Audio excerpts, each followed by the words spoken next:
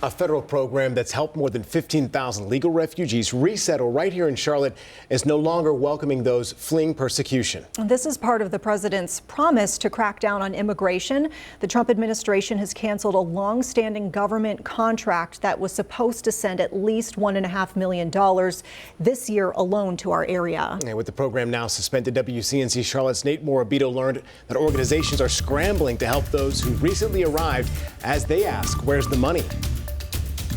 Those with Catholic Charities say in the face of this unprecedented decision, they will find a way to make sure every refugee who's resettled here gets the support they need. But that's not the only concern.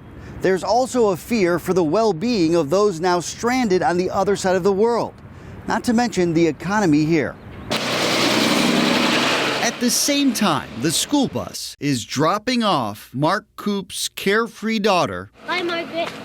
He knows worried kids back in Myanmar risk the military dropping bombs on them. I have no word. Just thinking about the fate of those still there takes his breath away. Yeah, terrible.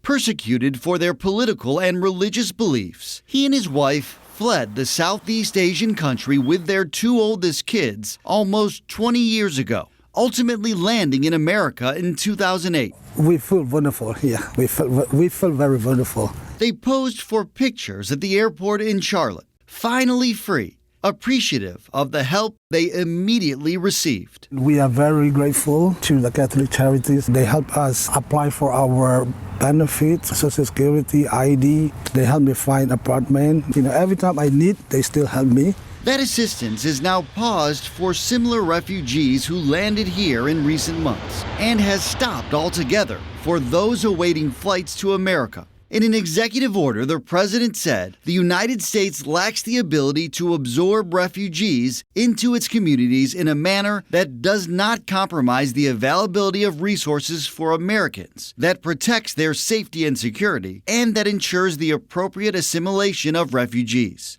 It makes me sad. It makes me frustrated too. I think that there's a lack of understanding of what these individuals do. Catholic Charities Refugee Resettlement Director Laura Townsend Jones says the refugees placed here legally by the American government are not a drain on resources. Instead, she says they contribute right away, among other things, helping fill jobs others may not want. It's what America is, right? It's Charlotte is a melting pot just like America is because these cultures have all come here and really made a difference. Over the previous year, Jones says Catholic Charities helped 460 refugees from 19 countries resettle in our area. Democratic Republic of Congo, from Venezuela, from the Ukraine, Afghanistan. Pouring resources into their transitions intensely for the first 90 days, and then continuing to help over the course of 5 years. We will continue to serve refugees out of Catholic Charities. It's something that we're not going to stop doing. The church program is now scrambling to find the funds to follow through on that commitment for those now here,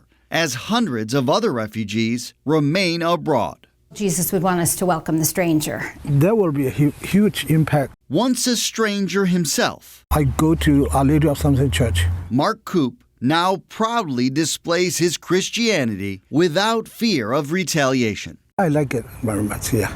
Today, he and his wife are American citizens. He works as a translator, she a janitor. Since moving here, their family has grown by 2. And unlike those still in his home country, his kids have a real shot at success.